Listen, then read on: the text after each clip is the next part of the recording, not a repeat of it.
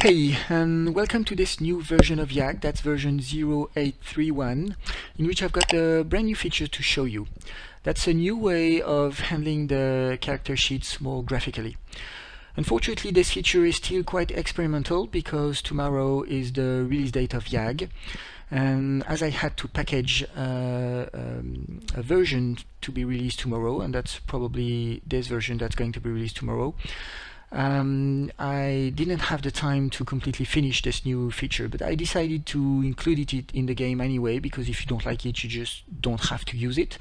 The rest of the game works exactly as before, so no pressure here. And if you like it and want to try it, well, it's there. So how does it look like? It takes the form of a new portable desk that you can hide or show using the Alt key here.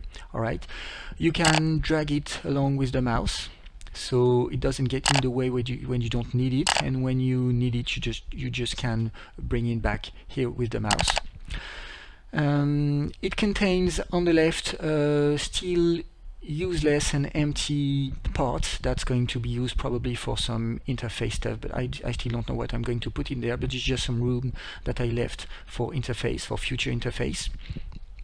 And on the right, you've got a large picture, as you can see, and a small interface, a small UI here.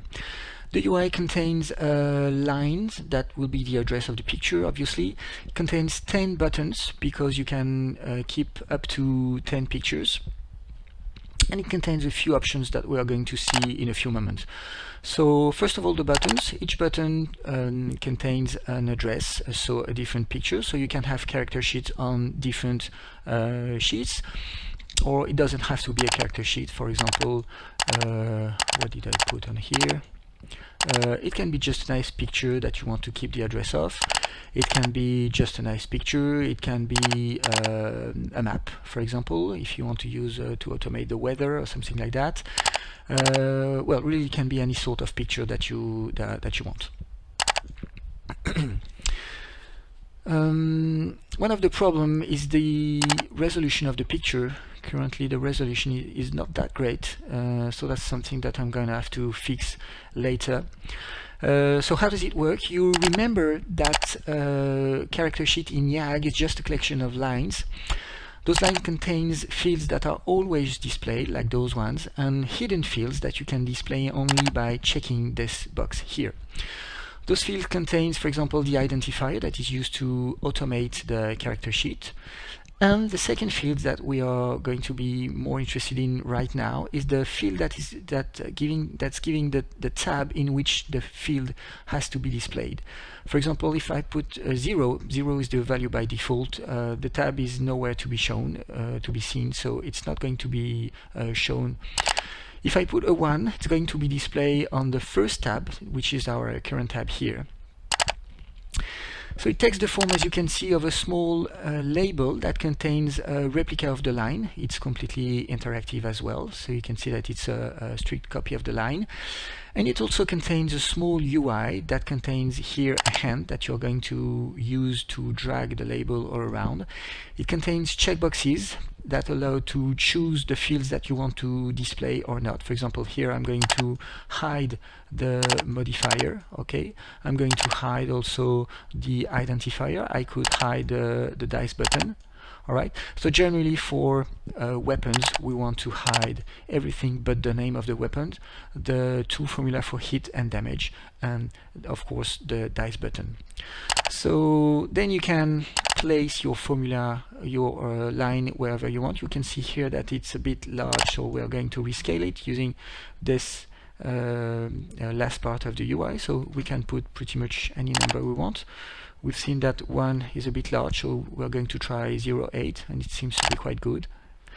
And once you're happy with your placement and display, you can use those two options here. The first one is to make it transparent, and the second one is to show or hide the UI. So when you're happy with all your fields, you just make them transparent and hide all the UIs. Okay. This one is just to rescale the desk. I'm not going to show it right now. And this one is useful, for example, if we are displaying several fields. Let's say that for some reason a field become invisible or unusable, or I don't know, something is going wrong, for example it's too small or anything. You can just this button, it will reset all the scale and all the position of the labels here. Okay, so whenever they're lost you can always put them back in the top left corner at the scale 1, so you can retrieve them whatever the problem you had. Alright, so when this is done, you can use the character sheet exactly as it's used in the regular UICF. For example, I have prepared here two character sheets, the dragon and the knight.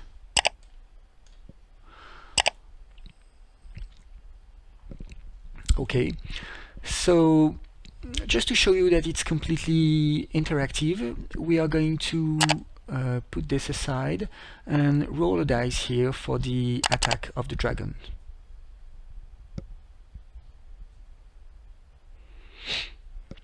Okay, and when there are re-rolls, the dragon is attacking several times.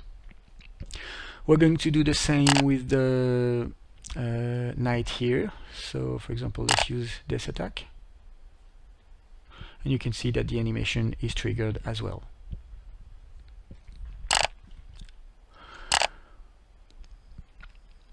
Also quite interesting, the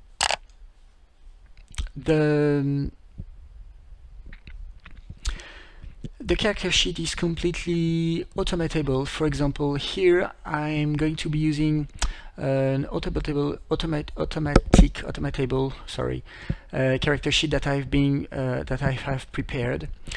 This is not the default behavior of YAG, by the way, because that would interfere with any rule that you be wanting to use. So I have prepared a small rule set that you will find in your distribution of YAG under My Documents, My Games, YAG Client, Lua Documentation Example. And this is a simple rule set that is called simpleruleset.zip. You've got also the template character sheet that is shown here, with all the identifiers corresponding to the rule set that is defined here. And here you've got a README file that contains all the instruction to install and use the simple rule set. So again, this is not the default behavior of YAG. You will not find that by default, and you have to install this rule set in order to redo what I'm going to do right now. Okay, so just to show you that the character sheet is completely interactive, I'm going to change the level here of the character. So you can see the level here is here. I'm going to change it from here and go to 15, for example. So here it has been updated. And when I update the character sheet using the Lua script, you will see that the everything that is depending on the level will be modified. So for example, here the fireball will use more dice for the damage. So here we have 8d6, and when I update it, you can see that now we have 18d6. All right, and if I come back to level 1 and update, then I've got only 4d6. Same goes, for example, for the strength. If I modify it, it will probably modify the hit formulas here, or the damage formula, sorry, here for the hammer and the bow, as you can see. All right. If I modify the dex, let's put it to 6, then you can see that the hit formulas has been transformed accordingly. Okay, so just to show you that you can have a completely graphical character sheet, and it can be completely automated, and it's completely interactive. All right, the few issues that I did not talk about that make me think that this feature is not completely finished is first that the resolution of the picture is still quite crappy. I'm gonna have to improve that. A second thing that is not really appreciable right now is that the length of the labels cannot be chosen manually, so sometimes it can be a bit awkward to use, but anyway, it's doing the job. It's still interactive, and it's still quite nice in most of the case. Alright, I'm going to end this video here. Thank you very much for watching. I hope you like this new feature, and hopefully see you in the next video. Bye.